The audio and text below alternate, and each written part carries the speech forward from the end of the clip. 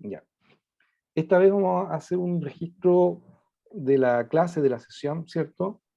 Un poco para dejarla disponible a aquellos colegas que están teniendo dificultades para sumarse a la hora, o se tienen que retirar antes, o sencillamente no alcanzaron a acoplarse.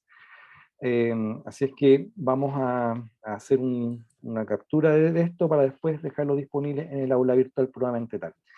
Bien, pues, para iniciar primero, saludarlos a todos. Qué bueno que nos encontramos en esta segunda sesión.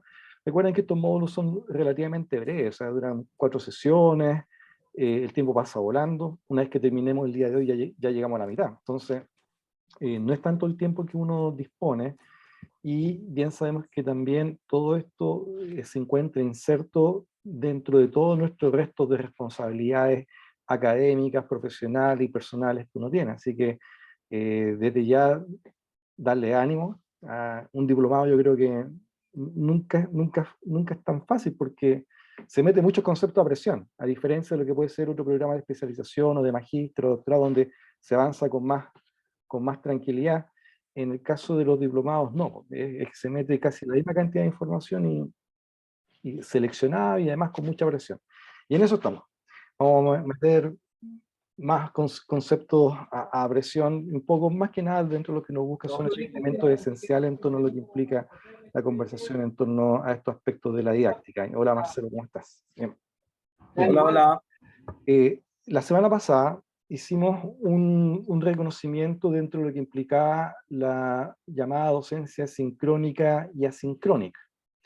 El término de la sincronía siempre está en función de lo que implica el contexto planetario en que nos encontramos, porque si nosotros somos bien atentos a los términos que se han ido sucediendo, hace 15 años antes se le decía esto docencia indirecta. En los planes curriculares a principios del 2000, uno hablaba de docencia directa y docencia indirecta. Eso es básicamente lo que uno debía retener. Después pasó el concepto de horas adicionales. No sé si se recuerdan de esos cambios. Pero seguíamos hablando de lo que era el equivalente a la docencia indirecta. Pero el concepto de la estimación de las horas adicionales estaba directamente vinculado a este ítem y era lo que nos ayudaba a entender y a visibilizar lo que corresponde la carga académica del estudiante, siempre teniendo como referencia lo que corresponde a los creditajes, el crédito probablemente del que uno dispone dentro de su curso. Entonces uno en su crédito dispone de horas directas para hacer la docencia directa y horas indirectas u horas adicionales para hacer la docencia indirecta. Y cuando llega la pandemia nos dicen sincrónico y asincrónico, ¿ya? Entonces, sin embargo, el concepto del enfoque esencialmente apuntan hacia lo mismo. Es decir, en el caso de la docencia asincrónica, todos aquellos trabajos docentes, trabajos de dedicación del estudiante, que deben de desarrollarse fuera de lo que corresponde, en este caso, a este tiempo, en este momento, al tiempo que nosotros desarrollamos de manera presencial. Entonces, ahí nosotros hacíamos un ejercicio de ir interpretando lo que implicaba el tener que considerar estas horas de docencia asincrónica, entre paréntesis, horas adicionales o docencia indirecta, ¿cierto? Y que ahí estaba el desafío dentro de lo que implicaba ser un planificador curricular, con mayor precisión, un planificador de un curso o de una asignatura. Entonces nosotros como profesores coordinadores debemos tener presente tanto lo que corresponde nuestra planificación de lo que es la docencia sincrónica o presencial, que estamos recuperando eso, ¿cierto? Y como planificadores deberíamos considerar siempre esta ítem y esta forma de entender la docencia desde lo que implica la responsabilidad de planificar la docencia de tiempo adicional o docencia indirecta o estos conceptos de la docencia asincrónica. Y eso es básicamente lo que habíamos conversado la vez pasada. Aquí se viene sumando Lorena. Y entonces, en rigor, lo que quisimos compartir la semana pasada justamente fue dar ese reconocimiento. No solamente lo que implica el tener que visibilizarla, sino que también el tener que planificarla. Y ese, digamos, yo les comentaba que en lo personal, para mí es mucho más desafiante planificar esa docencia indirecta, esa docencia de tiempo asincrónico, que la docencia de aula. Uno que ya lleva casi 20 años haciendo docencia, la parte de la docencia de aula fluye mucho más rápido al momento de tener que planificarla. Pero cuando hablamos de esa planificación de la docencia indirecta, de acuerdo a lo que implica estos conceptos de docencia sincrónica, es ahí donde yo los invitaba a tener este ejercicio de tener que planificarlo, ¿ya? La semana pasada era una invitación a hacer el ejercicio, pero ahora va a ser una tarea evaluada. Entonces, ahora sí o sí tenemos que entrar a planificar tanto la docencia directa como la docencia de tiempo asincrónico. No sé si hay alguna pregunta, por lo menos hasta esta parte que llegamos, o algún comentario para entrar a la sesión del día de hoy. Una pregunta. La, Sí. la tarea, perdón, ¿la tarea la tenemos que enfocar en el mismo ramo que hemos hecho las otras tareas o no necesariamente? Es deseable que lo focalicen de acuerdo a los cursos, a los módulos anteriores. Deberíamos decir, es deseable. Pero a lo mejor las luces se iluminan en otro curso y no hay problema, no nos vamos a complicar en ello. Más aún cuando a veces uno tiene una responsabilidad de varios cursos y a lo mejor tiene más sentido que apliquemos esto en la dinámica de otro programa, así que no hay problema, no nos vamos a, a complicar por eso, ¿ya? Ok, gracias. Bien, pues. Eh, Vamos entonces a iniciar lo que corresponde al módulo de la sesión del día de hoy. Y también vamos a revisar también la estructura del aula virtual y también dar unos ejemplos de la tarea. Así que ese es básicamente lo que pretendemos en este rato. Así es que vamos por ahora a empezar a compartir la presentación de lo que nos corresponde en el día de hoy.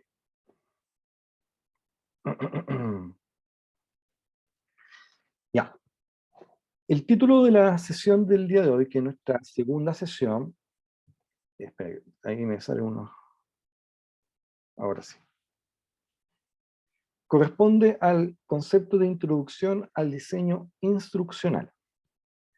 El concepto y enfoque de diseño instruccional está dado principalmente dentro de lo que implica nuestra capacidad de planificar una entrega de conceptos. Cuando hablamos de entrega de conceptos, en realidad estamos hablando no solamente de entregarlos, sino que también de asegurar una ruta de aprendizaje para los estudiantes. Esto que se puede traducir en un programa de una unidad temática o un semestre. En ese aspecto del concepto del diseño instruccional, siempre hay que tener claro que uno de los alcances que tiene es que muestra nuestra capacidad de planificación, nuestra capacidad de planificar un proceso que de algún modo busque asegurar aprendizaje. Desde ese concepto suena súper pretencioso. Sin embargo, todo lo que nosotros hacemos en nuestras aulas y en nuestros trabajos y en nuestros quehaceres de docencia, todos buscan eso, o sea, de algún modo ir viendo que el estudiante sea capaz de incorporar los conceptos que uno le está entregando. Y ahí está un poco lo que implica esta visibilización de lo que debería entenderse como el diseño instruccional. Dado que estamos en la unidad de uso de tecnologías para la educación, se entenderá que las habilidades producto de lo que implica el paso por este módulo debe ser incorporar recursos tecnológicos para que podamos ir logrando este aprendizaje en nuestros estudiantes. Acá, en esta situación de las tecnologías, tenemos que también tener súper claro que no solamente pasa por llegar a un modelo de simulación, que hay tecnología ahí, sino que también está muchas veces en algo tan trivial como ocupar el celular, sacarle un rendimiento a un Excel y todo lo que gira en torno al recurso de las tecnologías, porque igual es tremendamente amplio. Y obviamente también está la situación de que esa misma diversidad es la que nosotros tenemos que ir de algún modo adaptando para que se transforme en una experiencia de aprendizaje. Entonces, dentro de lo que nosotros tenemos que ir visibilizando, es que el enfoque de visibilizar esta forma de entender el diseño instruccional es a través de la utilización también de lo que va a ser las instancias a las cuales se van a incorporar recursos tecnológicos probablemente tal. ¿Ya? Eso es por lo menos lo que tendríamos que ir aspirando en torno a ello. ¿Qué implica diseñar actividades que integren tecnologías? Ahí, en este diagrama que nos preparó Sebastián, ¿cierto? Hay varias formas y varias instancias en las cuales uno debe visibilizar el alcance de lo que puede llegar a ser su uso. ¿En qué debemos pensar cuando queremos integrar la tecnología en los procesos de enseñanza? Bueno, tenemos que pensar también a quién va a ir dirigido. Es muy distinto cuando uno está enfocado en un grupo de primer año versus lo que debe ser un grupo de cierre de término, un quinto, un sexto año. Incluso es distinto si nosotros estamos trabajando con grupos de profesionales. Eso, digamos, siempre va a marcar un alcance diferenciado entre lo que implica el contexto de lo que significa el plan de instrucción. Nosotros, la semana pasada, comentábamos de que hacer una docencia con uso de tecnologías en estos tiempos, con muchachos de 18, 19 años, podría ser entendido como fácil, porque son calificados como nativos digitales. Sin embargo, ahí yo los invitaba a entender que en realidad eso podría ser un problema si nosotros damos por hecho habilidades que no sabemos si las tienen. Entonces, eso no es tan así. Yo creo que en ese aspecto no podemos abusar de esa cualidad que se espera que tengan. Entonces, debe haber siempre un proceso de inducción dentro de lo que implica ello, un punto de normalización, para que así después podamos transformarnos en poder poner criterios de exigencia suficientes de acuerdo a ese estándar. Y en el caso puntual de los que son estudiantes de término de año, entonces, de términos de programa, ¿cierto? En su quinto, sexto año, ellos sí o sí deben tener una buena performance en software, en herramientas, principalmente aquellas que son de uso profesional, porque el mismo nivel de formación lo exige. Entonces, eso, digamos, siempre es algo que tenemos que tener súper claro de que a quién va a ir dirigido esa acción formativa, va a generar, ¿cierto? Un contexto diferenciador al momento de tener que decir qué herramientas son las que vamos a utilizar o no. Otras preguntas clave es con qué recursos uno como académico cuenta y con qué recursos son los que también disponen los estudiantes. Y eso obviamente va a generar ciertas tensiones a las cuales uno también debe tratar de prever. Pero ¿cuál es mi consejo? Vivir la experiencia de igual forma y ver cómo reacciona la comunidad. A veces uno subestima a la comunidad, que uno cree que no tienen tablet, que no tienen notebook, que no lo pueden trasladar, que no lo pueden mover, que no se lo pueden conseguir, que no tenemos un laboratorio, pero ahí yo les invitaría a tener esas experiencias de prueba y ver efectivamente qué tanto responden. Y en esa misma situación, tener la suficiente sensibilidad para alguna actividad que está planificada de manera individual. Si hay pocos recursos, se trabajará de manera en pareja o a lo más de 3 personas. Y ahí empezamos a optimizar los recursos disponibles, pero en realidad pensar en que no pueden, pensar en que no lo tienen, pensar en que no disponen de eso, yo creo que sería en en estos tiempos donde hay tanto acceso por parte de todo el mundo, entonces yo creo que no podríamos cometer el error de decir que no tienen o no pueden o no lo van a conseguir, porque de acuerdo a lo que personalmente me ha tocado vivir, los muchachos suelen responder cuando uno les pide este tipo de cosas, porque uno lo que está pidiendo no es que traigan un computador nuevo, sino que estamos pidiendo que traigan un computador para desarrollar una actividad. Y ahí aparecen otras redes de apoyo entre los mismos estudiantes y por lo menos también nos permite a nosotros visibilizar y estimar la real necesidad que los estudiantes puedan tener. En el caso puntual, a nosotros nos permitió en un momento gestionar un proyecto y adquirir más de 20 tablets. Y con esas 20 tablets, con su protección, con sus teclados, nos permitió generar una herramienta de un laboratorio móvil para poder, digamos, cumplir con nuestros pasos con elementos de este tipo. Entonces, Eso también yo creo que sería relevante tenerlo presente y no adelantarse al que no se puede. Entonces, lo que nosotros estamos tratando aquí de visibilizar es que cuando uno va a llegar a pensar, llegar a planificar, llegar a tener que construir un diseño, claro, y si queremos ser usuarios de tecnología, tenemos que ver, están las herramientas, están los computadores, están los software, tenemos las licencias, está todo en orden. Y eso, digamos, son preguntas que tenemos que formularnos para poder llegar a conducir a una correcta planificación, pensando en este aspecto desde lo que sería la correcta implementación. ¿Ya? Cualquier pregunta, cualquier comentario, me la hacen saber, por favor.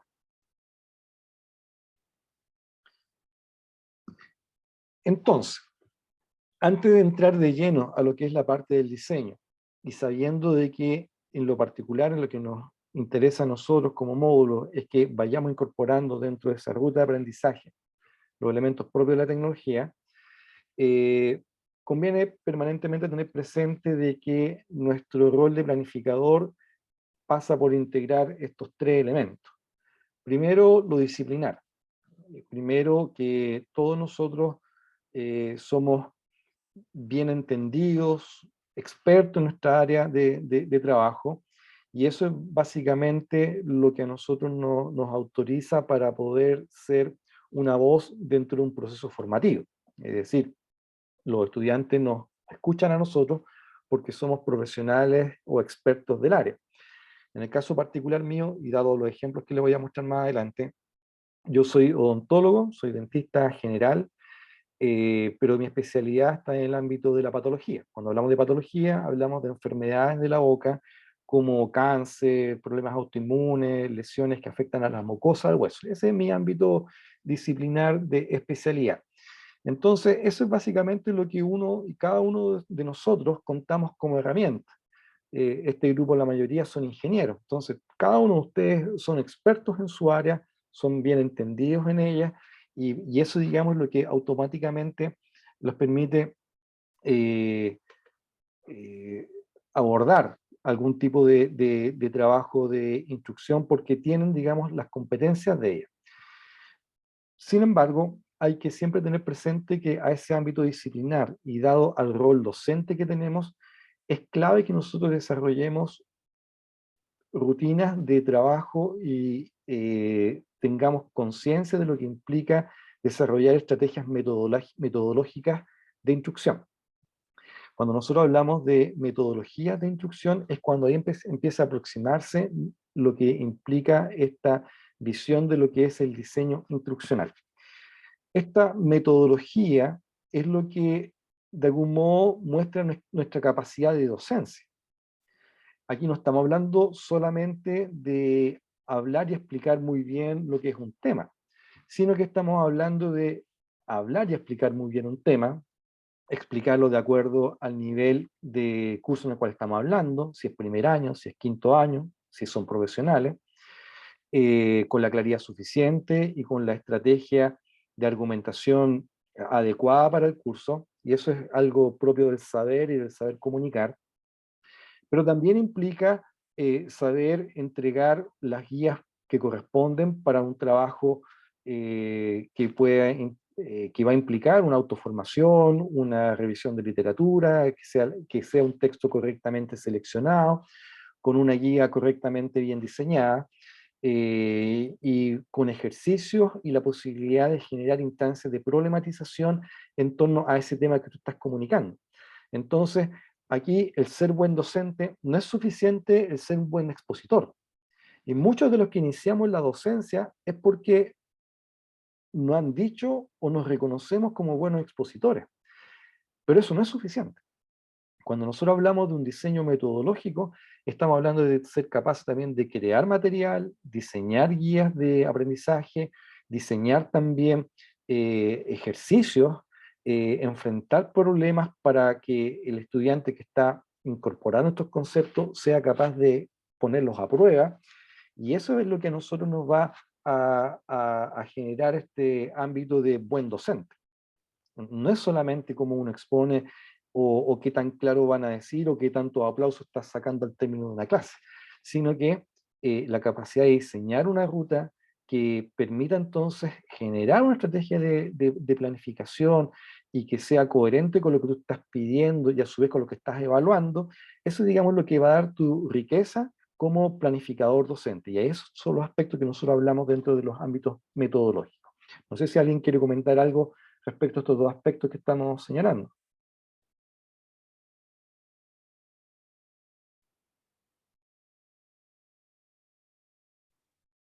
Sigamos entonces.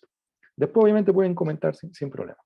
Entonces, teniendo claro la relevancia de nuestro ser profesional, más entender el alcance de lo que significa asumir un compromiso de docencia, centrado dentro de lo que implica todo este ámbito metodológico, a la luz de las tecnologías disponibles, se nos abre todas estas tareas en torno a lo que implica el ámbito tecnológico. Y cuando hablamos del ámbito tecnológico, no solamente está centrado en lo que es las competencias propias de lo disciplinar. No es aprender un software de administración o necesariamente aprender un software de topografía o un software de cálculo, sino que estamos hablando también de los ámbitos tecnológicos en cuanto a lo que implican el generar instancias que utilicen las tecnologías para asegurar o aproximarnos a un trabajo de aprendizaje. Y en eso puede ser tan útil hacer un audio o un video de buena calidad, una presentación que sea coherente, incorporar el uso de videos cuando tú estás haciendo una demostración, o ocupar un sistema que te permita a ti eh, quizás tener una entrevista a distancia con un profesional X, y todo eso estamos hablando de uso de tecnologías para poder asegurar o transmitir o desarrollar una vía de aprendizaje para los estudiantes. Entonces, estos tres ámbitos son los que se consideran como relevantes al momento de tener claro nuestro rol docente. No es suficiente ser profesional, ni siquiera es suficiente ser un buen profesional. Tampoco es suficiente ser un buen expositor. No es suficiente.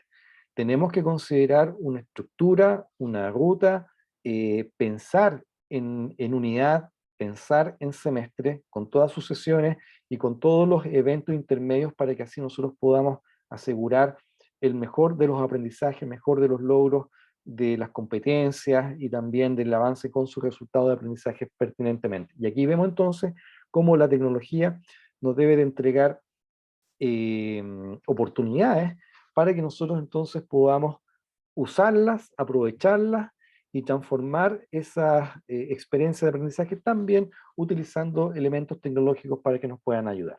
Bien, yo creo que este mismo esta numeración de algún modo establece como los puntos de prioridades. Sin embargo, el ámbito metodológico docente a veces puede ser mucho más importante que incluso nuestro dominio disciplinar. Eso es algo que también uno podría considerar. Y voy a citar un ejemplo antiguo, que en una rutina, por ejemplo, del mundo antiguo, por si acaso, el mejor profesor de francés era un holandés que no sabía hablar francés, pero su diseño metodológico obligaba que a sus estudiantes los mandaba a Francia a atravesar la frontera, y con ello entonces iba resolviendo problemas, y al final su estudiante se transformaba en un excelente francoparlante, siendo el profesor no francoparlante.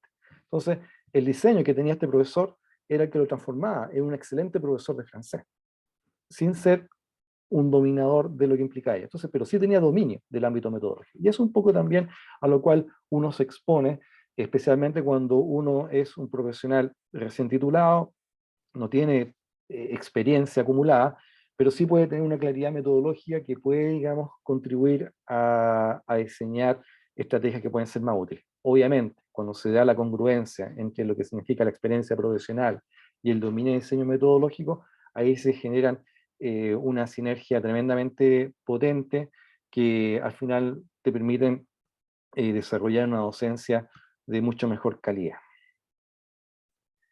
Entonces, cuando hablamos de incorporación del uso de tecnologías para el diseño metodológico, en esa el el concepto que se viene desarrollando hace ya cerca de unos 15 años aproximadamente es el de competencia digital.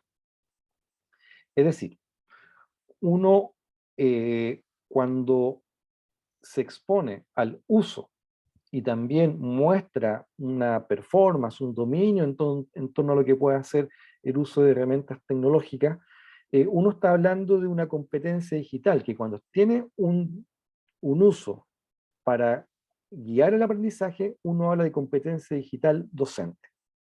Entonces, en este momento, eh, la competencia digital docente es no solamente es deseable, sino que es una exigencia, de acuerdo a lo mismo de lo que la pandemia nos ha empujado en todo este rato. Eh, Hace un par de años uno podría discutir qué tan útil era el uso de tecnología, y perfectamente podría debatir, y podríamos tener dos grupos encontrados perfectamente, donde uno decía eran pro uso de tecnología y otros no. Pero cuando llegó la pandemia, todos nos tuvimos que volcar a tener que desarrollar habilidades nuevas, no necesariamente propias de lo que implica nuestra disciplina. Todos aprendimos a hacer streaming, todos aprendimos a mejorar nuestra calidad de video, nuestra calidad de audio, como todos aprendimos a mejorar también la calidad de nuestros videos, a aprender a cortar, a editar, y todo eso es propio de lo que caracteriza el ámbito de la competencia digital docente. Y eso, obviamente, a nosotros nos pone en una situación donde estamos varios peldaños más arriba de lo que era hace un par de años atrás. En todos quienes hacemos docencia, la competencia digital docente aumentó, producto de lo que fue la exigencia y las condiciones en las cuales tuvimos que desarrollar nuestra instrucción, nuestra forma de desarrollar las rutas de aprendizaje para con nuestros estudiantes. Pero el concepto de la competencia digital docente es algo que también resulta bastante necesario de tener que visibilizar, porque esto también nos pone esa tarea, porque ya no es suficiente ser competente profesional, sino que también tenemos que desarrollar competencias digitales en torno a lo que implica las tareas propias de la docencia. Esta misma situación de lo que comentamos de la competencia digital docente es lo que se traduce también en lo que deberíamos poner un punto de exigencia a los estudiantes. Y es acá cuando uno comparte la reflexión de que no es absolutamente pertinente pensar que todos nuestros estudiantes que ingresen en el año 2022, 2023, ellos también dar por hecho que son competentes digitalmente, cuando no es así. Ese es un supuesto que nos va a traer más problemas en vez de beneficios. Por eso lo importante, siempre hay que incluir puntos de nivelación, puntos de estandarización, puntos donde podamos asegurar que están todos nivelados en el uso de la herramienta, cosa que la competencia digital del estudiante esté a la altura de lo que nosotros vayamos a pedir y a exigir. Entonces, eso, digamos, es algo que tenemos que tener siempre presente. ¿Bien? Bueno, seguimos avanzando. Acá tenemos un diagrama que de algún modo muestra lo que bien podríamos entender como una estructura convencional de lo que es un curso. Acá igual, ustedes me tienen que permitir acá el ejemplo, porque nosotros tenemos clases que nos ocupan toda la mañana o toda la tarde. Partimos a las 8:30 y seguimos a las 12. Esa es nuestra estructura. Entonces, en nuestra estructura de jornada habitual, tenemos clases, recreo y clase. Y esto, hasta no hace mucho tiempo, era una estructura absolutamente eh, asumida dentro de lo que implica una planificación de un tema o de un diseño curricular. Hacíamos clases, aquí es cuando se ocupan estos términos que dicen docencia centrada en el profesor, que en realidad no me gusta tanto caricaturizarlo así, pero el esquema, yo creo que esto por sí solo habla de lo que implica esta rutina, de lo que implica el planificar un currículum. Y así teníamos que nuestra rutina habitual era que hacíamos clase, clase, clase, y a la cuarta o quinta sesión prueba. Y ese podríamos decir que era una estructura bastante convencional. Yo creo que todos fuimos formados de esa forma, o la gran mayoría tuvimos una estructura de ese tipo. Y, eh, y el desafío dentro de lo que implica los estándares actuales de la docencia es que esto tiene que modificarse. Es necesario incluir talleres, es necesario planificar la docencia a distancia, es necesario crear guías para el aprendizaje autónomo, es necesario planificar lo que decíamos hace un rato, la docencia asincrónica. Entonces, cuando hablamos de talleres, tareas, evaluaciones cortas, ejercicios, dinámicas grupales, entonces todo esto empieza a modificarse y nos damos cuenta de que esto es justamente lo que nosotros tenemos que interferir, mejorar y corregir. Cosa que cuando llegue el muchacho a dar su prueba, de algún modo la ruta que nosotros planificamos sea lo suficientemente consistente para que el estudiante rinda de buena forma la prueba. Yo no sé cuáles son los principios que guían su proceso de diseño de evaluación, ¿eh? Pero yo espero, por lo menos en mi diseño, yo espero siempre que a los muchachos les vaya bien en la prueba. Yo espero, ojalá, poner muchos 7. Eso es lo que me encanta, poner 7. Pero si el muchacho no rindió bien esa prueba y hay que ponerle un 1, yo le pongo el 1. O sea, no, sin asco. Pero, ¿cuál es el desafío que nosotros tenemos que planificar? Que siempre cuando nosotros tenemos considerado desarrollar una evaluación que sea coherente con los resultados de aprendizaje, con las competencias que tenemos diseñadas, y tiene que ser exigente, si no, no estamos hablando de que tiene que bajar su exigencia, tiene que ser exigente, el desafío que nosotros tenemos que abordar es que desde que el muchacho entra a esa primera sesión hasta cuando llega a rendir su evaluación, la pregunta es, ¿diseñamos una ruta que le permita responder de buena forma esa evaluación que nosotros estamos planificando, le estamos planteando? ¿Fuimos nosotros capaces de diseñar una estructura, una ruta didáctica donde el estudiante llegue para rendir de buena forma esa evaluación que tú le estás preparando, que tú le has preparado? Y es ahí entonces cuando empezamos a hablar de diseño instruccional o de ruta de aprendizaje, que son elementos que se empiezan a cruzar en torno a ello. Acá, por ejemplo, tenemos una definición de diseño instruccional, y este concepto de acá nos dice que el diseño instruccional se refiere al diseño de la formación y tiene por objetivo producir una formación que sea eficaz, contextualizada y competente. Esta definición yo creo que tiene dos partes que hay que focalizarse. Primero, el diseño de una ruta de formación. Por eso cuando, y esto lo veíamos la semana pasada, que con nosotros, si nosotros estamos hablando de diseñar rutas de aprendizaje, es insuficiente pensar en una sola clase. Por lo menos tenemos que pensar en una visión de unidad, porque eso es lo que nos da la estructura de nuestro área de trabajo, nuestro tiempo de trabajo. Disponemos de todas estas sesiones para de algún modo lograr que el muchacho que entra con un nivel 0 salga con un nivel de logro, o por lo menos apuntando hacia eso. Por eso, cuando se piden diseñar actividades educativas, nunca he estado del lado de que se diseñe una tarde educativa.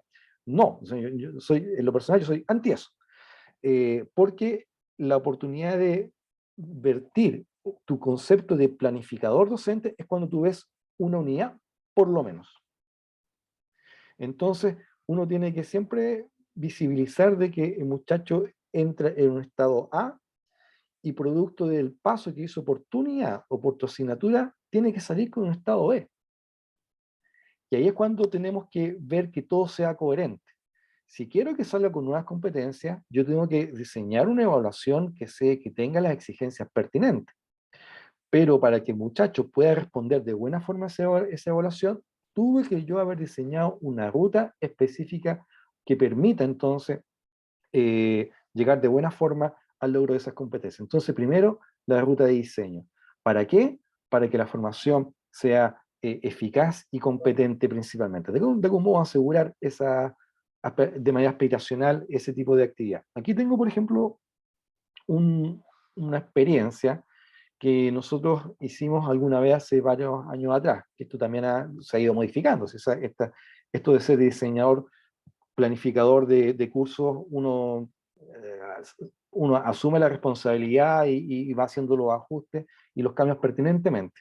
Pero una estructura que nosotros teníamos, como aparece aquí en gris, en la derecha, con una clase, un recreo y una clase, eh, al final diseñamos una ruta que aquí aparece definido en tres sesiones, en 4 sesiones, donde hay una clase, inevitablemente.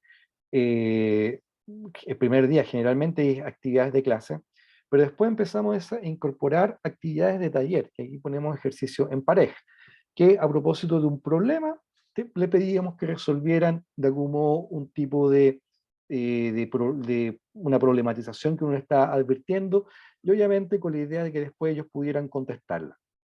Esto después implicaba generar una estructura también distinta, porque empezamos a planificar también lo que era su tiempo adicional, su tiempo asincrónico, aquí puse sincrónico, pero es tiempo asincrónico o no presencial, y empezamos a desarrollar tareas. Les pedíamos y les enviábamos tareas a los estudiantes.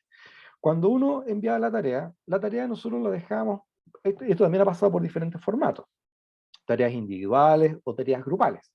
Entonces asignamos las tareas grupales y, pero, entre comillas, nosotros no corregíamos la tarea. Damos la posibilidad que aquel que tuviera dudas, requiriera orientación, nos mandara un mail y nosotros ahí tratábamos de hacer la orientación y la corrección en función de la tarea. Pero sí que siempre hacíamos que después teníamos una evaluación corta de la tarea.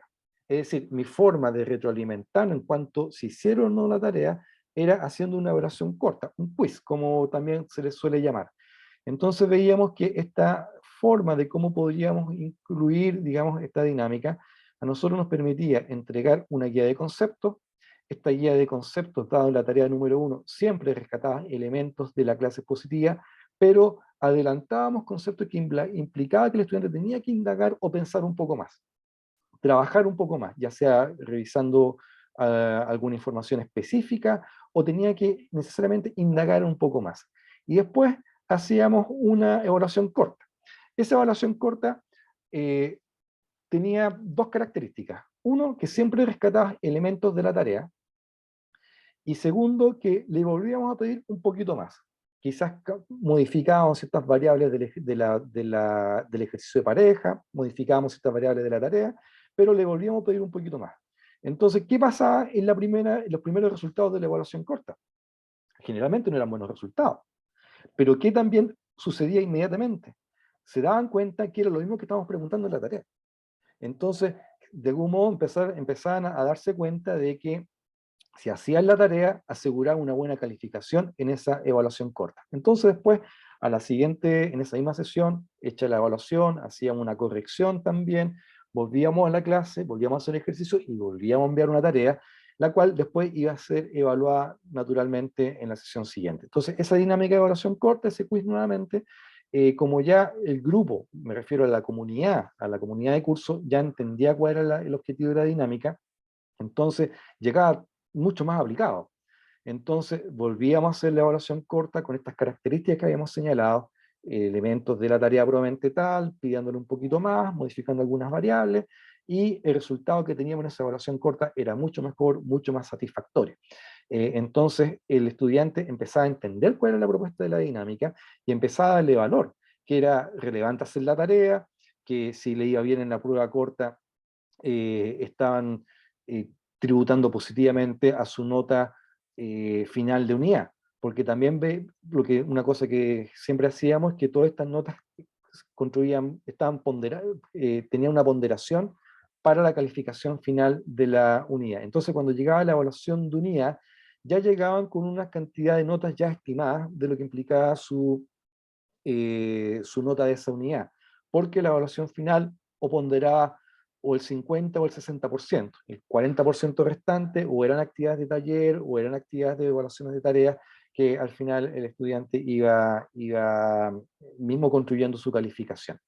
Entonces veíamos que estas tareas, de algún modo, no solamente estaban generando una profundización del concepto que estábamos viendo en su clase presencial, sino que también era una oportunidad para generar un entrenamiento del concepto y que después esta misma forma de evaluación nos permitía a nosotros retroalimentarnos en cuanto a qué tan bien están aprendiendo de esos conceptos.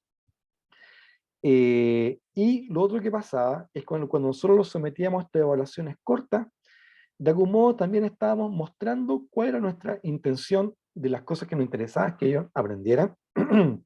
Y también estábamos entrenando formas de evaluación, es decir, de algún modo en esta evaluación de unidad ya le hicimos un ensayo 1, un ensayo 2, y cuando llegaba la evaluación de unidad nos permitía generar un eje donde podríamos reconocer y aplicar dinámicas que ya habíamos entrenado. Entonces, la prueba, que siempre un muchacho tiene un grado de ansiedad tremenda, eh, podían reconocer de que para esa evaluación ellos habían sido entrenados para poder desempeñarse. Entonces, como ven acá, aquí hay varias modificaciones dentro de lo que implica la rutina que aparece en gris en la derecha, porque ya no todo era clases. Entonces, yo ya no podía hacer en este esquema 6 clases. Al final hacía 4 clases. Entonces yo tenía que también hacer una suerte de priorización de contenidos, pero en qué nos apoyamos de acuerdo a la tarea que estábamos indicando, y ese ejercicio y ese desafío de tener que profundizar un poquito más, donde nos permitía de algún modo ir abordando esos contenidos que regularmente habían quedado, entre comillas, fuera, que no es que quedaban fuera, sino que se desarrollaban de otra forma. Pero esto implica, es lo que le decía yo, el desafío de construir una tarea, un ejercicio, un glosario, encontrar un video que hable de lo que a nosotros nos interesa, una lectura acotada en función de los créditos que el estudiante dispone, el programa dispone. Entonces, ese, digamos, era el desafío que implicaba para desarrollar estas tareas de tiempo asincrónico. Y esto nos permitió entonces desarrollar más instancias de trabajo en aula y también de colaboración. Otra cosa que también rescato dentro de este planteamiento era las etapas de corrección y retroalimentación. Porque si uno se evoca las experiencias anteriores, generalmente las correcciones venían después de la prueba. Y en lo personal, si bien esas correcciones pueden ayudar a guiar la comprensión de algunos conceptos, tiene un severo defecto. Y el severo defecto es que todas esas correcciones y todas esas aclaraciones son posterior a una calificación. Es decir, todo ese proceso reflexivo que uno puede hacer después de una evaluación es a expensas de una calificación que muchas veces puede ser una mala calificación. Entonces, ¿por qué no hacemos las retroalimentaciones antes? ¿Por qué no hacemos las retroalimentaciones antes de la evaluación? Y ese es un poco también lo que implica el generar un diseño educativo, una ruta de aprendizaje que busque entonces nivelar para arriba a un grupo y no medir qué tan mal están, sino que decir, efectivamente, generar instancias en las cuales nosotros podamos disminuir ese grado de incertidumbre que el estudiante pueda tener y también aprovechar esa instancia previa a las evaluaciones para que nosotros podamos generar una nivelación hacia arriba. A priori uno puede decir que el estudiante llega siempre mejor estudiado cuando va a dar una prueba. Lamentablemente no llega a estudiar a las clases. Lamentablemente eso nos pasa, pero sí llega estudiado para las pruebas. Entonces, debe, yo le invito a ver eso. Qué tremendo momento hacer una aclaración, atender las preguntas antes de la prueba. Y generalmente, por lo menos en mi rutina, yo destino entre 45 minutos a 1 hora solo para aclarar dudas. ¿Cuál es la ventaja de hacer eso? Es que las preguntas generalmente son súper buenas preguntas. Y por otro lado, la otra ventaja que tiene es que también nos permite resolver problemas de conceptos que se ha ido arrastrando dentro de la unidad y que uno no siempre lo puede visibilizar. Entonces, cuando ocurre se crea en esa instancia, podemos entonces nosotros ir generando oportunidades que sean realmente útiles para el estudiante. No sé si alguien quiere comentar algo o hacer alguna observación respecto a las cosas que estamos discutiendo, presentando en este rato. Rodrigo, Rodrigo. perdón, Mauricio. No, yo quería comentar que me hace mucho sentido lo que tú planteas, que la retroalimentación sea anterior al certamen. La verdad es que me hizo, en realidad, harto ruido, porque yo, claro, tengo una de las asignaturas que trata de mucho ejercicio, donde es mejor quizás perder una de las clases, entre comillas perder, pero dedicar una de las clases a dar una retroalimentación de una tarea donde se han cometido errores que después no se van a cometer en la evaluación, Claro. y sacrificar quizás un ejercicio extra. Entonces me hizo mucho sentido lo que tú comentas, que yo, de hecho yo no, en este momento no lo estoy aplicando. Claro, ahí está la invitación. Si justamente lo que buscamos acá un poco es ir compartiendo estas visiones y dado al rol en el cual yo me encuentro en este momento, ¿cierto? Les comparto estas cosas que uno las ha reflexionado, las ha medido y realmente uno ve que trae hartos beneficios. Me pareció una nota que tengo la conexión inestable. Mauricio, creo que ibas a comentar algo también. Gracias, Lorena, por tu comentario. ¿No?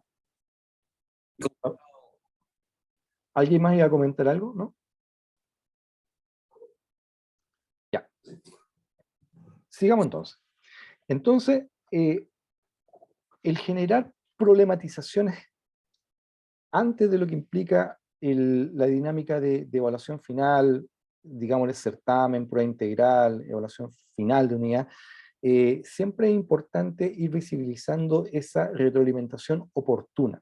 Y cuando decimos oportuna, nos referimos a que al estudiante le sirva y que todos los eventuales defectos de conceptos que pueda tener puedan ser corregidos antes de que uno lo mida. Y ese es un poco parte de la dinámica que uno debe estar, o sea, que invito a hacer. Dentro de lo que implica la planificación de unidad, esto es muy parecido a lo que yo regularmente aplico en mi docencia. Y después, cuando pasamos a la segunda unidad, cuando mando tareas, rescato cosas de la unidad anterior también. Entonces, estoy permanentemente enlazando, o sea, avanzo 1, avanzo 2, vuelvo a 1, avanzo a 3, vuelvo a 1 y 2, justamente con la idea de algún modo, ir dándole ese sentido de coherencia dentro de lo que implica el cuidado del trabajo de esta unidad. Y ahí entonces cuando uno también tiene que, una vez que ya tiene claridad de la unidad, tiene que tener claro cuál es la secuencia de las unidades. Y ojalá que no sea algo tan drástico en las diferencias que pueden eventualmente ocurrir entre una unidad y otra. Como sea, en nuestro desafío y en nuestra planificación, deberíamos ser capaces de visibilizar ese sentido de exigencia progresiva, ese sentido de lógica, de continuidad coherente en lo que significa la maduración de un concepto que nosotros estamos viendo. ¿Bien?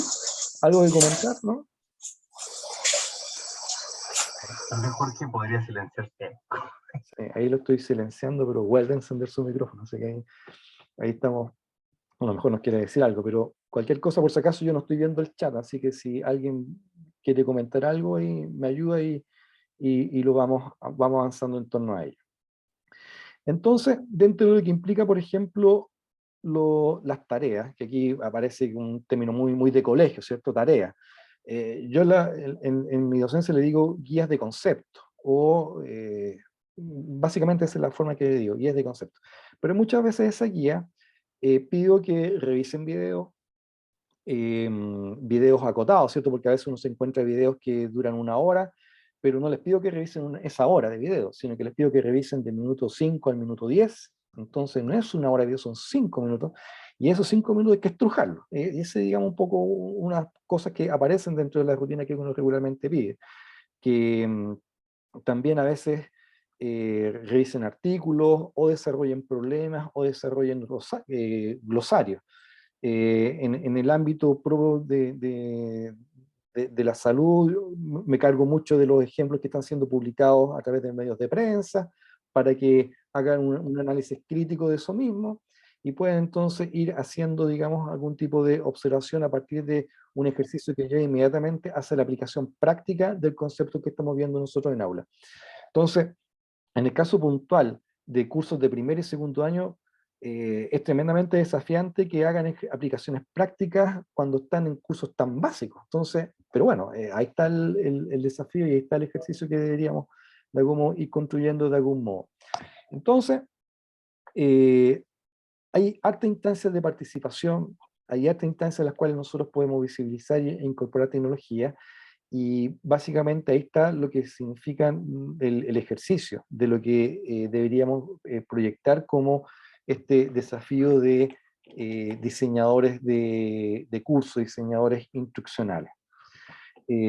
Acá, por ejemplo, este es un trabajo de aula, donde yo igual les pido que dibujen en papel y con lápiz, o sea, es parte del diseño, pero también se apoyan con herramientas tecnológicas para poder aclarar ciertas dudas. Y acá en este otro modelo, aquí tenemos una dinámica de sesiones presenciales en morado y revisiones de información, en este caso infografías con videos que estaban ahí activados, y era lo que deberían desarrollar. Y dentro de la instancia ocupábamos del trabajo de aula, ocupábamos el Google Classroom, y también ocupábamos ciertas pizarras electrónicas para poder entonces justificar el uso de estas, perdón, para darle ciertas utilidades a partir de recursos tecnológicos que nos permitan entonces para poder desarrollar un ambiente de aprendizaje. En este caso es una rutina que apliqué en un tercer año, donde estamos haciendo diagnósticos de lesiones autoinmunes, diagnóstico de cáncer. En esta misma dinámica le enseñaba yo a prescribir fármacos, le enseñaba yo a hacer derivaciones, interconsultas, evaluar exámenes histopatológicos, cosas que uno muchas veces espera el caso clínico para poder hacerlo, pero y ahí está un poco el desafío. ¿Cómo uno diseña y crea y recrea eventos más próximos a la realidad utilizando este tipo de opciones que disponemos para poder hacer un trabajo que sea desafiante y que por sobre todo sea eh, conducente al lograr o apuntar, ¿cierto?, lo que puede ser el logro de competencias que a nosotros nos interesa como profesores. Entonces, esta aula que pongo yo aquí en extremo, ¿cierto?, en gris, el profesor que habla y que todos pasamos, y todos lo hacemos en realidad, en nuestra planificación hay que considerar elementos. Por si acaso, yo ahora firmo como Rodrigo Fuentes, profesor de la Facultad de Odontología, patólogo oral, y pongo ahí realizador audiovisual. Fue tanto lo que me fui metiendo en esta cuestión, que ahora soy documentalista y hago mis desarrollos de trabajo de podcast, de trabajo audiovisual, que para mí ha sido fascinante, a los cuales los invito a todos a poder hacerlo. Pero también siempre partió esto con una vocación absolutamente educativa, o sea, porque vi que el muchacho, todos aprendemos con YouTube, que le es tremendamente útil ese contar con ese tipo de herramientas, que necesitan de guías, que, fíjense, he hablado de guías, de videos, de artículos, de todos estos elementos, pero fíjense que además el estudiante, además de eso que uno le expone, también el estudiante te graba las clases, te graba con sus audios, pone su celular con tu autorización o sin tu autorización, igual te graba. Entonces, para el estudiante genera una dinámica que para ellos es valiosa, donde ellos se comprometen a grabar las clases, generan rutinas donde hacen transcripciones, y tienen que ser responsables en ellos como grupo curso, pero nosotros no les pedimos que graben nuestras clases, ni tampoco les pedimos que las transcriban ni que lean nuestras clases. Entonces, a la rutina que uno le está proponiendo, ellos también se agregan esta otra rutina que no es menos exigente. Entonces, y acá es algo que uno también debe de considerarlo. Entonces, cuando yo me di cuenta que tenía en en mi escritorio 6 celulares prendidos tratando de grabar tu clase, yo le dije, no, ustedes no graban más las clases, yo voy a grabar las clases. Entonces ahí yo profesionalicé el sistema de registro, me compré un micrófono, una grabadora, y ahí aprendí a editar después, y empecé a hacer podcast de ellos. Entonces el muchacho tenía acceso a la clase, y como muy bien grabada, porque en realidad se escuchaba todo clarito, no se escuchaban los lápices que se caían, no se escuchaban las hojas que estaban, valga la redundancia, hojeando, los cuadernos, libros que estaban hojeando, ni el portazo que podía sentirse. No, todo esto porque la grabación era dedicada, y eso obviamente generaba una oportunidad que, si bien no era parte de la guía, sí era un trabajo, un material que quedaba disponible de manera voluntaria para que el estudiante pudiera ocuparlo si es que lo llegara a necesitar. Entonces, ya no hablamos de recursos para la docencia, sino que hablamos de recursos para el aprendizaje, porque el estudiante lo ocupa, las tablets, los celulares, el computador. Entonces, lo interesante es que todo esto se transforma en un recurso que nosotros lo incorporemos dentro de nuestra práctica. Entonces, acá, por ejemplo, tengo un curso de anatomía, donde el muchacho ya no solamente ve las estructuras anatómicas que nos interesa, ese es un fragmento del cráneo, sino que también lo va cotejando con la literatura que le estamos pidiendo que revisen, con las guías que estamos pidiendo que desarrollen. Yo les decía que a mí me gusta dibujar en clase, también les pido que dibujen a los estudiantes, pero cuando ellos están preparando sus clases, ellos tienen acceso a videos, a material escrito, lo hacemos trabajar de manera grupal, ahí tenemos a veces sumamos entrevistas, etc. O sea, dejamos disponible una cantidad de información que sea suficiente para que cuando llegue el momento de evaluación, cuando lo planteamos de este tipo, puedan desarrollarlo con la mejor performance y con la mejor tranquilidad. Dicho de otra forma, le entregué todo para que le fuera súper bien en la prueba. Entonces, cuando pongo buenas calificaciones, da cuenta que el estudiante recorrió la ruta que uno le propuso, vivió el juego que uno les planteó. ¿Y cuáles son los estudiantes que tienen problemas? Los que no lo hacen, los que se saltaron las tareas, los que estudian a última hora, los que no desaprovecharon el acceso a estos recursos, o porque tienen dificultades para acceder a ellos. Entonces, y ahí es cuando se genera esta diferencia. Pero cuando el estudiante generalmente le cuesta una unidad entender, después se da cuenta de que la siguiente unidad, si se aplica, ya hace las tareas, hace el ejercicio, y hace toda esta dinámica que uno está planteando, y va generando instancias de retroalimentación oportuna. Entonces, el estudiante llega con tranquilidad a rendir esa prueba, o sea, tranquilidad entre comillas, ¿cierto? Pero por lo menos saber que si se preparó de buena forma, entonces va a poder sacar una buena calificación que, si bien en vez de que ellos midan cuánto aprendieron, todos sabemos que la calificación es el estímulo que ellos también buscan regularmente. Entonces uno tiene que estar ahí haciendo el engranaje entre uno y otra cosa, obviamente. ¿Ya? Entonces tenemos estudiantes haciendo los dibujos, hay uno más hábiles que otro. Y acá, en un cuestionario alguna vez yo les pedí, dice, en favor de describir cuál es tu percepción del apoyo del audio, del PowerPoint, del sitio web y de los videos. En ese momento, en ese tiempo, el aula virtual a mí no me gustaba, yo era un detractor del aula virtual porque lo encontraba fea, no me gustaba para nada, nada me acomodaba. Entonces yo diseñé una página web donde subía todos mis recursos educativos. Entonces, uno podría decir que hay saturación de información. Archivos de audio, los PowerPoint, ese otro tema. ¿Qué tan generosos o qué tan dispuestos estamos a compartir nuestros PowerPoint? En lo personal, yo subo todo. Cero pudor, ¿ya? Subo todo. PowerPoint, videos, audio, etc. Todo que hay disponible. Sitio web, ejercicio y videos dentro del curso. ¿Cuál fue su percepción? La mayoría lo encontró como buenas, lo mejor, muy didáctico, ayudar a comprender de una forma más integral las clases y la materia. Y por otro lado, nos facilitaron el estudio en casa, además de brindar una plataforma de fácil acceso en donde podíamos encontrar los archivos requeridos para la revisión de los contenidos mencionados en clase. Entonces, esto lo vamos a ver la próxima sesión en cuanto a lo que significa ambientes virtuales del aprendizaje. Pero acá la voluntad de generar, disponer recursos, diseñar una ruta, es básicamente lo que De algún modo acá los estudiantes empiezan a comentar y ponen ahí adjetivos o calificativos más bien positivos, ¿cierto? Que fue de fácil acceso, didáctico, hasta pusieron entretenido, que no era mi objetivo ser entretenido.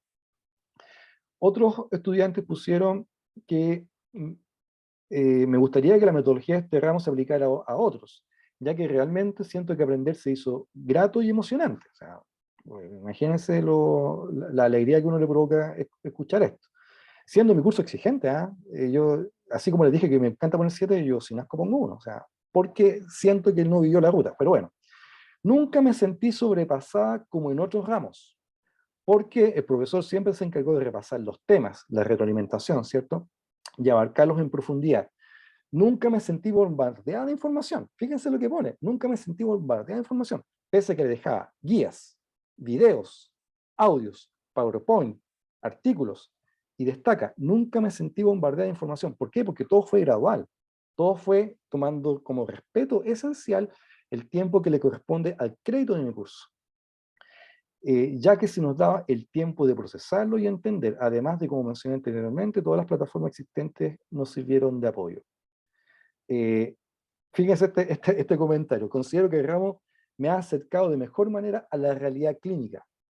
Y este es un curso de primer año, cuando clínica está en tercero y cuarto y quinto. Pero los ejercicios que planteamos, la dinámica de cómo extrapolar conceptos básicos al ejercicio de la profesión, lo hacíamos tempranamente y eso al final generaba una mejor aprehensión de los conceptos. Entonces, siendo yo profesor de primer y segundo año, los estudiantes me paran en cuarto año, me paran, me dicen, profe, todavía me sirve lo que aprendí con usted. Obviamente, otros no, otros no, que dicen que la sufrieron, que la pasaron mal, que fue muy exigente, que tantos dibujos. Hoy siempre vamos a encontrar esa diversidad de reacciones. Pero acá lo que tenemos que estimar, que uno tiene que ser exigente, pero uno tiene también que proveerle de todo lo que implica los recursos para que puedan trabajar de buena forma y generar una ruta que vaya precisamente entregando esas oportunidades de entrenamiento, oportunidades de retroalimentación, para que el estudiante vaya llegando de buena forma a lo que implica al trabajo final, que corresponde su prueba probablemente tal de final de unidad y de final de semestre. Entonces siempre tenemos esta dualidad, la transmisión de la información y la prueba, pero tenemos que plantear la estrategia de evaluación. Entonces yo, en lo puntual, la estrategia de evaluación, cuando llega la prueba final de unidad, siempre he estado entregando adelantos, siempre he estado entregando formas de entrenamiento. Fíjense lo útil de entregarle dinámicas de entrenamiento. Si yo le hago un entrenamiento con un nivel 1 y el segundo entrenamiento es un nivel 2, yo puedo llegar a una prueba con un nivel 3. Porque los preparé para tener esa ruta ascendente. Pero eso hay que planificarlo. Entonces, hay que considerar instancia de planificación individual, instancia de planificación de trabajo colectivo. En eso las tecnologías siempre nos van a ofrecer tanto instancias, en ambos casos, en ese aspecto, yo me apoyo mucho con las dinámicas del Google Docs, por ejemplo. En Google Docs creo archivos individuales por grupo y estoy viendo a tiempo real lo que ellos están contestando y cómo están contestando, tanto para las dinámicas de ejercicio de tareas como también para lo que puede ser oportunidades de evaluación. Y la importancia de la retroalimentación que sea oportuna. Y cuando decimos de oportuna, justamente antes de la evaluación. Un poco lo que Lorena destacaba hace un rato. Esta instancia que uno plantea, acá yo me cuelgo de un modelo de enseñanza-aprendizaje que se llama las dimensiones del aprendizaje de Robert Marzano. Y en ese aspecto, para mí fue súper orientador y fue muy útil para entender dónde quedaba mi superclase. Porque la dinámica de uno asumir la docencia en los momentos iniciales de tu vida profesional docente, siempre la focalicé, hablando de un nivel inmaduro, ¿cierto? En que mis clases eran muy buenas. Pendejo y todo, igual quería que mis clases eran buenas, ¿ya? Entonces, y de algún modo sentía que generaba ese atractivo y ese entusiasmo, pero me pasaba lo siguiente, decía yo, ¿por qué siendo mis clases tan buena, los resultados no eran los que yo quería. ¿Por qué si mis clases, y modificaba la clase? Seguía siendo, digamos que mantenía el estándar, de buena manera, pero los resultados no eran los que yo andaba buscando. Contestaban cosas que, pues, a mí me parecían vergonzosas que contestaran, me parecía que eran horrorosas que hayan salido de mi instrucción y que estén contestando de ese nivel. Entonces, algo no estaba bien. Entonces, cuando veo yo las dimensiones de aprendizaje, me doy cuenta que una clase, por muy buena que sea, solamente llega hasta el nivel 2, porque tiene un nivel progresivo, es 1, 2, 3, 4 y 5. Una clase solamente, de algún modo, asegura adquisición e integración de acuerdo a lo que el profesor está exponiendo. Pero el extender y refinar el conocimiento se logra con los ejercicios. Usar el conocimiento de manera significativa es a través de crear instancias de aplicación y donde el estudiante tenga la capacidad de crear. Por eso uno le hace prueba, porque como en una respuesta de desarrollo, porque eso es lo otro, pruebas de desarrollo por mi parte, yo trato de defiendo las pruebas de desarrollo, que es desgastante, sí, terriblemente desgastante, pero por lo pronto generar esa instancia de problematización y que vayan aplicando, para que así entonces uno pueda entender que tu clase solamente aporta a niveles básicos de lo que significa el aprendizaje, de acuerdo a lo que nos dice este autor. Entonces, lo interesante es que es asumir que una clase es parte de estrategia importante, pero es necesario desarrollar esa ruta más adelante, más desarrollada. ¿Ya? Entonces, ese es un poco lo que queremos acá proponer dentro de lo que implica este, este concepto de visibilizar el concepto de un diseño instruccional. En el diseño, uno tiene que considerar los conceptos que te interesa abordar, diseñarlo probablemente tal, diseñar esa ruta, ese paso 1, 2, 3, cuántas sesiones tú dispones, pensar el tiempo presencial y pensar el tiempo adicional. El referente límite siempre es el crédito, eh, ejecutarla y evaluarla. Y evaluar no solamente lo que significa la evaluación de unidad, el certamen, sino que también evaluar esa ruta y ver dónde estuvieron los aciertos y los puntos débiles. Y dado que estamos pensando en contextos de uso de tecnología, la implementación.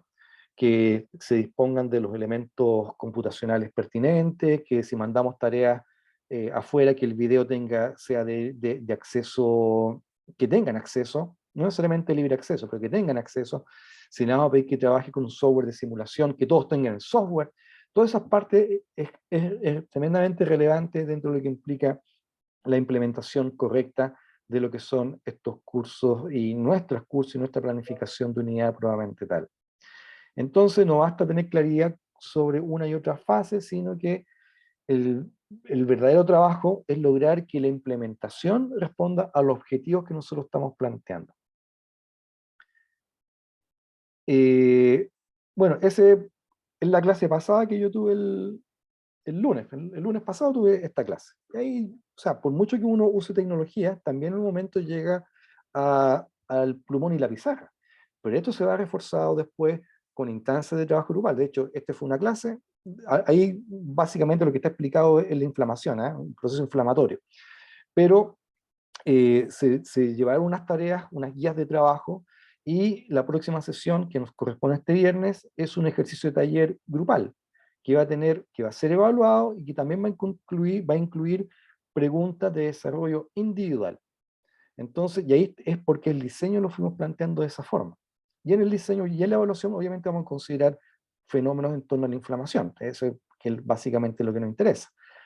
Pero todo esto previo a la evaluación.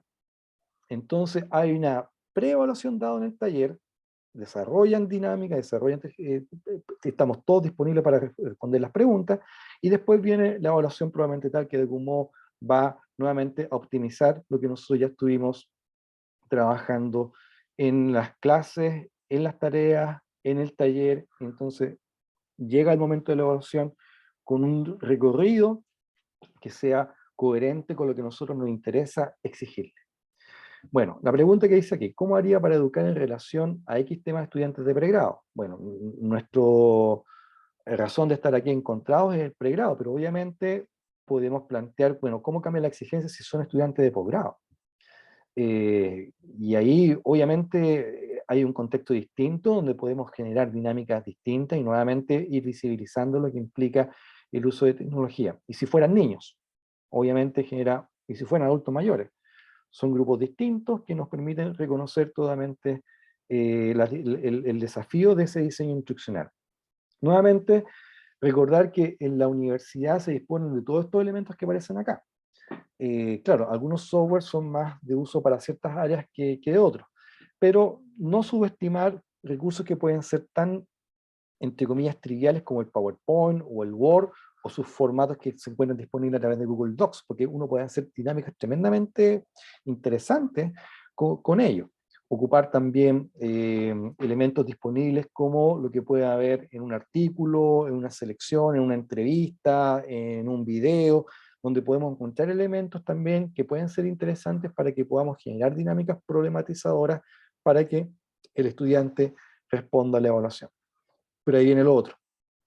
La evaluación tiene que cumplir ese estándar de exigencia. Y acá, claro, aquí yo sé que más de alguno puede reclamar o encontrar argumentos distintos, pero en lo personal yo creo que siempre las evaluaciones de desarrollo son mucho más reveladoras del estado del pensamiento del estudiante, que básicamente eso es lo que en lo personal yo busco, tratar de entender cómo está pensando. Si hago una prueba de selección múltiple, o verdadero y falso, eso no me permite pesquisar eso, ¿ya? En lo personal. En lo personal también, con toda esta ruta de tareas que hacemos entre medios, talleres y evaluaciones final, evaluaciones de unidad, en la prueba final nosotros tenemos la estructura de una evaluación sumativa. La evaluación sumativa equivale, es como equivalente a un examen, pero es obligatorio y rescata todos los conceptos de las unidades anteriores. Y esa evaluación sumativa, muchas veces la pregunta que yo le formulo es, ¿qué hace usted? Esa es la pregunta. ¿Qué hace usted? No le estoy diciendo, complete el examen, desarrolle la semiología, pida los exámenes complementarios, indique, prescriba el fármaco que corresponde, entregue la orientación al paciente. No, supuestamente yo estoy todo el semestre orientando que eso es lo relevante. Y siempre advirtiéndoles que en el ejercicio de la vida real nadie te va a decir que tiene que indicar este analgésico, este antibiótico, en este gramaje. No, sencillamente tú te vas a enfrentar a una situación y tú tienes que responder. Por eso la pregunta final es, ¿qué hace usted? Eso por lo menos en mi dinámica desafiante, ¿cierto? Y ahí el estudiante tiene que mostrar que todo lo que vimos en la primera unidad, segunda unidad, tercera unidad, es capaz de desarrollarlo ante una pregunta así de escueta, pero que es tremendamente desafiante. Entonces, y un poco ahí es lo que tiene que irse resolviendo, que si tenemos instancia de evaluación final, tenemos que prepararlos para que les vaya bien en esa evaluación final. Bueno, las dinámicas, estas tablas, voy a subir esta presentación al aula virtual, y no sé si hay alguna pregunta, algún comentario en este momento.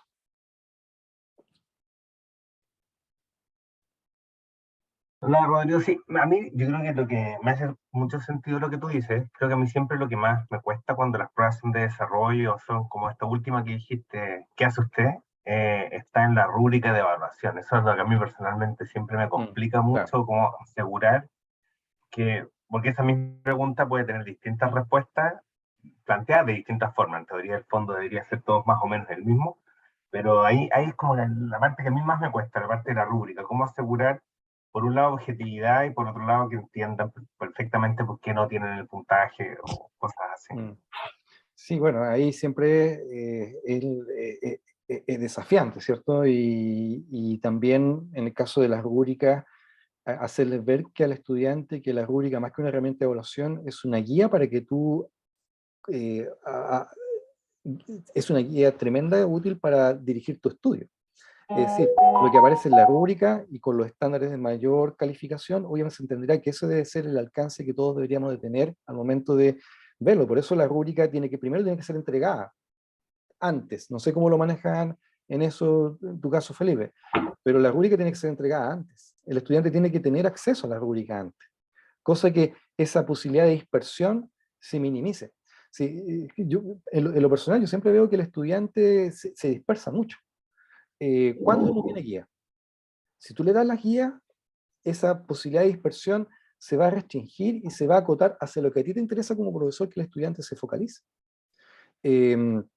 Y en ese aspecto, el uso de rúbrica es muy útil, pero es más útil cuando se la entregamos antes a los estudiantes, ¿ya? Entonces, ese es un poco lo que debemos también de proyectar.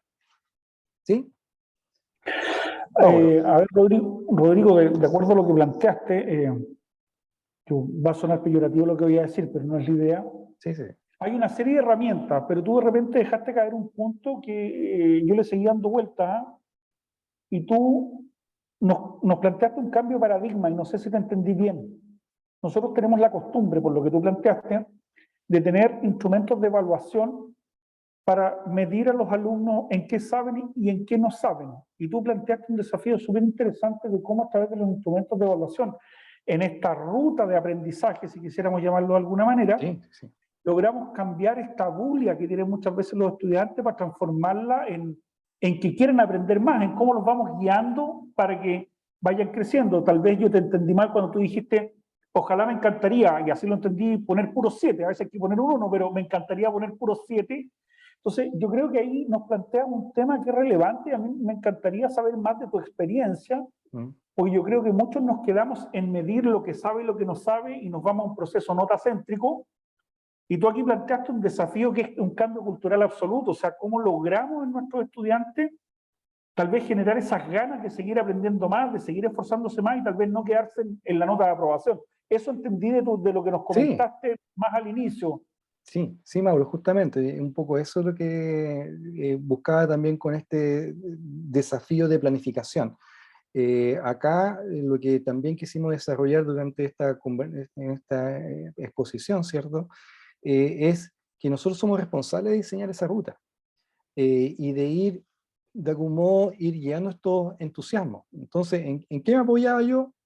En las tareas y en las elaboraciones que siempre vayan empujando un poquito más, y esa misma dinámica que yo regularmente le digo entrenamiento, esa dinámica de entrenamiento también nos va a permitir exigir un poquito más también en la prueba final, y eso obviamente es lo que por lo menos en esta conversación y en esta tribuna a la que me expone este diplomado, yo los invito también a considerar. Pero siempre teniendo claro que ese punto de exigencia y esa exigencia que puede ser un poquito más allá, siempre debe ser también el punto en que el estudiante debe poder llegar a contestar, o sea, debe dársele esa confianza en que efectivamente, si lo empujamos un poquito, va a poder dar ese paso. Y ahí, digamos, importante generar esa estrategia, como bien dijiste, te gusta aprendizaje o diseño instruccional, que era el concepto de la clase, de la sesión del día de hoy. Diseño instruccional o ruta de aprendizaje, considerando estas instancias, cautelando estos elementos. ¿Ya? ¿Sí? Bien. Nos quedan 5 minutos. No sé si alguien más tiene alguna pregunta o alguna observación. Ya, les voy a compartir ahora el aula virtual. El aula virtual que lo compartimos la semana pasada en el primer correo, y ahí también, por favor, mi excusa a aquellos que no pudieron llegar a la hora el miércoles pasado, producto de ese error técnico. En el grupo pasado expliqué por qué se dio, pero bueno, ya por favor acepten la excusa nomás. Y aquí hicimos el reordenamiento del grupo, ¿ya? Por si acaso, ahí algunos colegas me están pidiendo de algunos videos. Los videos están, ¿ya? Están acá. Aparecen ahí señalados, video, y tú puedes verlo. Y más adelante, en la sesión, por ejemplo, número 3, hay otros videos que tienen que revisar y que aparecen ahí indicados dentro de los foros. Básicamente lo que hicimos ahora fue compactar la presentación, tanto que no aparecieran los videos desplegados. Pero si tú le das clic acá, vas a tener acceso al video. Entonces, todos los prefijos 00 eran los elementos de instrucción inicial, es decir, el enlace a esta sesión, el video de presentación del módulo y las instrucciones previas, incluyendo el plan docente del módulo. La semana pasada vimos el concepto de la formación sincrónica y asincrónica, unos artículos que estaban sugeridos que podían revisar, y también un foro de dudas. El foro de dudas lo revisé hasta ayer, y hasta ayer no había ninguna duda. Y alguna literatura sugerida, ¿ya? Entonces, en la literatura hay, ojo que algunos son textos y otros es la foto, así que para que también, ojalá puedan revisarlo. Hoy día vimos esto, introducción al diseño instruccional, donde aquí vienen ejemplos de modelo instruccional que pueden ustedes acceder, y diseño de estrategias instruccionales, que básicamente todos van a seguir con esta visión de planificación, ¿cierto? Eso es, planificar lo presencial y planificar lo asincrónico.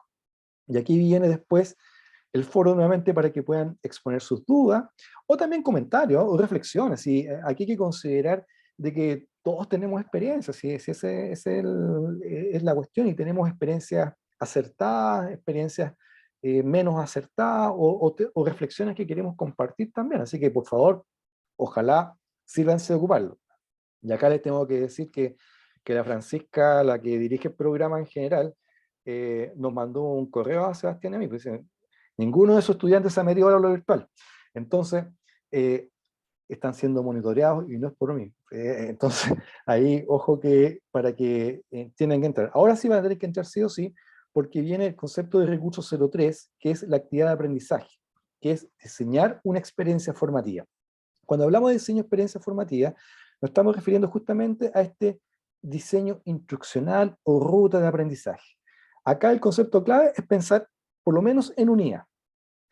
Cómo entra y cómo se aplica. Ahora bien, aquí pone ciertas características sí interesantes que tenemos que ver, porque nos describe que tenemos que identificar cuál es nuestro recurso de aprendizaje o desempeño clave, seleccionar el contenido, y tienen que sí aquí ir incluyendo los recursos que van a utilizar, ¿ya? Acá tienen que apoyarse en las diapositivas finales que aparecen en cada una de las presentaciones y que también están en la linkografía que dejamos hace un ratito atrás, en la primera sesión. Establezca la ruta de aprendizaje, que quizás esto para mí es lo más clave, el diseñar esa ruta de aprendizaje. Y después viene una particularidad que dice configure el recurso. Por ejemplo, si tú dices que vas a ocupar Google Form, configurar el recurso significa desarrollar el Google Form, ¿ya? Siempre pensando en los cursos que ustedes están haciendo. La idea es que esto también se transforme en insumos que ustedes pueden aplicar, ya sea en una unidad en el próximo año o en la próxima unidad que se viene en un mes más. O sea, ese es básicamente lo que deberíamos de ver. Configurar ese recurso que ustedes están seleccionando. Desarrollar la actividad y tienen que hacer una captura de video. En esa captura de video, tratar de estructurar cómo fueron haciendo el proceso de la configuración de ese elemento. Acá, ¿qué elementos pueden ocupar? El mismo recurso que tiene el Zoom para grabar pantalla, lo pueden ocupar y puede ser suficiente. Así que para que no hay que indagar en tantos lados más, ahí van a encontrar elementos para poder hacer. Y después dice, finalice su presentación con una reflexión breve, la cual tienen que escribir dentro del trabajo que tienen que hacer. Entonces se entrega el diseño de la ruta, tomando como referencia los elementos que aparecen previamente descritos.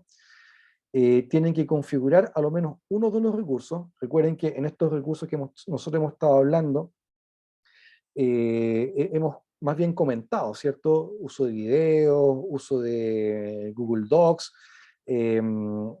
Ustedes pueden tener experiencia en otro elemento y pueden ocuparlo. La idea es que eso sea el que configuren. Y después todo esto subirlo en un solo archivo. Acá no aparece, bueno, el puntaje, ahí vamos a entregar un desglose del puntaje para que puedan tener acceso a ello después. Y por lo menos tener ahí el trabajo. Y a las 19:45 está el taller instrumental de H5P. Esto es absolutamente voluntario, así que por eso ahí dice, taller instrumental voluntario. Entonces ustedes le dan clic acá y va a aparecer el enlace. Ahí está el enlace, ya está clicable por si acaso, y lo dejamos habilitado. O si quieren copiar la dirección, ahí está. Pero para que puedan ver, el H5P es una forma de generar, digamos, como ciertos videos dinámicos para la autoformación. Así que eso está a cargo de Sebastián. Entonces, esa es la sesión 2. Y a este le vamos a agregar el PPT de hoy y lo que estuvimos conversando también dentro de lo que significa el video. El video probablemente también lo vamos a estar subiendo, ¿ya? Y ahí está definido ya la sesión 3. En el caso de la actividad de aprendizaje, ahí dice plazo 30 de agosto del 2022. Y tiene que entregarlo a esa fecha. Y en la siguiente sesión está definido las próximas actividades. Y aquí tienen que participar en un foro, tienen que ver un par de videos, que las instrucciones ya están hechas, pero eso ya es para después de la sesión que vamos a tener la próxima semana. ¿Preguntas hasta acá, jóvenes, colegas? ¿Comentarios? Rodrigo, cuando dicen la configuración, si por ejemplo uno estaba pensando en algo en el aula virtual, ahí no podemos configurarlo, que no tenemos en un aula virtual donde podamos trabajar. Ya, pero podría simular quizá en un PowerPoint algo que simule el aula virtual. Ahí quizás podría ser. Generar una instancia que dé cuenta de ellos. Claro, me estás poniendo justamente en aprietos con ese modelo, pero si quieres configurar algo de aula virtual, entonces ocupa un referente que después te sea fácil también después extrapolarlo y llevarlo al aula virtual puramente tal. Aquellos, por ejemplo, que pongan un Kahoot, ¿cierto? Kahoot, todos lo conocemos, ¿sí? Que hagan el Kahoot. Como nos interesa que quede en evidencia esa construcción, no haga un Kahoot de 20 preguntas, 3 preguntas suficientes, y ya entendemos que entendió. O sea, y ese es básicamente lo que nos interesa que quede también en evidencia. ¿Bien? Y lo otro que no me quedó tan claro es lo del video que tenemos que hacer. ¿Es como explicando la ruta? ¿O esa parte no me quedó clara? Sí, en lo que se define acá, voy a revisarlo de nuevo acá, no estoy compartiendo, pero estoy viendo acá. Lo que se pide aquí es como está en el punto 5, donde se dice configuración, el recurso y el desarrollo de la actividad. Es decir, en el video tienes que poner tanto, lo que se pide es que se ponga la configuración del recurso. Ese es el video que tienes que demostrar. Por ejemplo, aquí está el texto, cargué acá, subí acá, guardé, copié, un poco que dé cuenta de ese trabajo que estuviste haciendo, ¿ya? Para configurar el recurso. Obviamente la dificultad está en función del recurso que seleccionamos, ¿ya? Cuando se pensó en esa idea, se tomó como ejemplo el Kahoot, ya, pero que dé cuenta de dónde sacó la foto, que lo llevó y todo eso. Puede ser relatado o no, o puede ser también una demostración de parte de lo que fue el proceso de configuración, ¿ya? Pero también debe de relatarse el diseño de la ruta. O sea, esos dos elementos son los que tienen que considerar. Un poco como lo que les estuve yo exponiendo en este rato. Yo relaté por lo menos 2 rutas distintas de experiencia, de rutas de aprendizaje, y ahí es la segunda parte de ese video. Voy a precisar esa instrucción para que no tengamos inconvenientes. Si hay dudas, me lo hacen saber al correo electrónico. ¿Ya? ¿Bien? Pregunta. Sí, alguien iba a hacer una pregunta ahí. Mauricio. Yo quiero preguntar respecto al taller de H5P. ¿Ese es evaluado? ¿Hay que participar en actividades o quedará grabada la clase como para verla, compartirla? Ya, voy a pedir que quede grabado. ¿Ya? Voy a pedir que quede grabado. En realidad es una actividad más bien de tipo demostrativa. Es una demostración de qué hacer. Y aquel que tenga el computador al lado va a poder también hacer algún tipo de edición inmediatamente. O sea, ese es más o menos el alcance de presentarlo más bien como una demostración. No es evaluado y es absolutamente voluntario. Ya. ¿Alguien va a participar en el taller? 1, 2, 3. ¿Ya? Por lo menos 3, 4. Así que... También. Perfecto, 5. Entonces lo encontraremos ahí. Yo lo defino en 10 Sí. minutos. ¿Mauricio? Yo todavía no sé, pero probablemente no pueda, pero si puedo me voy a meter. Ya, Igual ya hice un taller de H5P una vez, por eso te he consultado. Ya, igual voy a conseguir pedirle a Sebastián, que es el que va a hacer la demostración, que grabe la sesión y que también nos permita compartir el link para que después podamos revisarlo, ¿ya? Bien, pues, colegas, estamos listos. Cualquier Una comentario. consulta Sí, Alfredo iba a comentar algo, sí. sobre la tarea. Dice que fue sobre los trabajos anteriores, ¿se hace de una semana o de una unidad completa? 5 semanas, una semana, las Ya, actividades, en o una clase, una sola sesión. no, la indicación que he estado dando es pensar en unidad, ¿ya? Así que cuando pensamos en unidad, ahí tenemos que considerar 4 o 5 sesiones, dependiendo de cómo ustedes estructuren sus Ok, unidades de acuerdo a cada ok, realidad, ¿ya? ¿Bien? una unidad. Ok, Unidad, está ¿bien?